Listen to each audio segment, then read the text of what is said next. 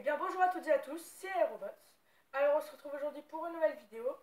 Avant de commencer la vidéo, je voudrais vous informer qu'à 50 abonnés sur la chaîne, il y aura un concours.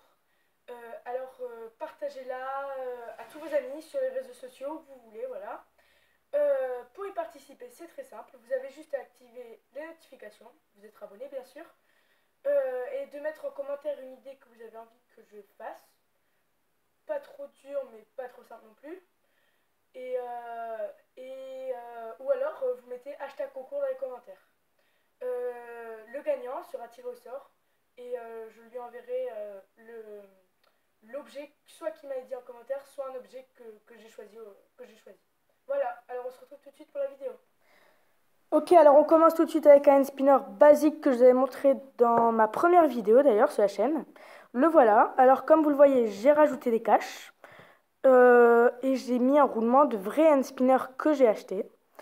Voilà. Alors, regardez, il tourne bien. Voilà, mais je vous ferai une petite démo à la fin. Je vous ferai une compile avec tous les hand spinners qui tournent. Alors, le voilà, avec les caches. Alors, normalement, les caches vont sur ce hand spinner là. Voilà. Alors là, j'ai pas mis les roulements initial. Le roulement initial est ici, sous le cache. Le voilà. Et voilà, celui-là, je l'ai acheté il n'y a pas longtemps. C'était pour comparer avec les autres hand spinners. Alors, j'en ai construit d'autres. J'ai construit celui-là en colle chaude. Alors, c'est très simple. Pour le faire, vous prenez un hand spinner normal ou une image sur Internet, mais de la bonne taille, hein. Vous faites les contours avec un stylo. Et ensuite, vous n'avez plus qu'à reproduire ça avec la colle chaude. Et du coup, on se retrouve avec le dernier hand spinner. Celui-là, il est vieux, je l'avais fait il y a assez longtemps. Et j'avais pas vraiment le matériel adapté quand je l'ai fait. Alors, en ce moment, je suis en train d'en construire un autre en bois, parce qu'il est en bois, voilà, je l'ai peint. Je suis en train d'en construire un autre et je vous referai sûrement une vidéo dessus, parce il sera mieux celui en bas.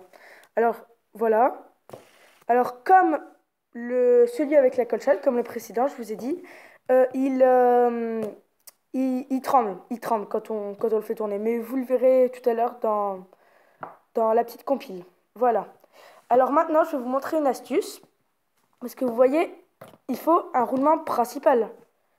Et regardez, il tourne pas mal, le mien.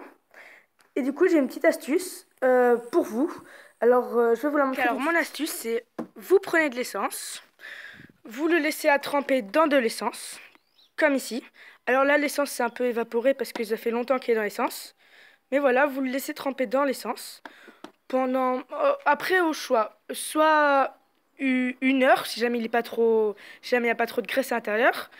Ou alors, si jamais il y a trop de graisse et que vous êtes pressé, vous pouvez faire une heure.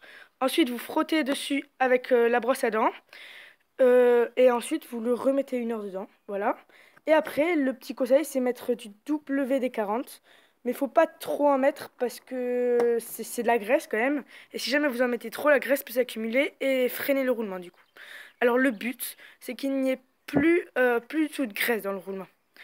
Quand vous les achetez, normalement, ils sont tout graisseux. Mais le but là, c'est qu'il n'y ait plus du tout de graisse. Alors les roulements, vous allez me dire, oui, mais tu les trouves où? Alors vous pouvez les trouver dans des skates, dans des rollers, dans des trottinettes, un peu partout en fait. Dans des machines du quotidien comme une perceuse, une machine à laver, un aspirateur, voilà. Alors je vous laisse en trouver chez vous, c'est sûr que vous en avez. Et du coup, on se retrouve tout de suite pour la compile.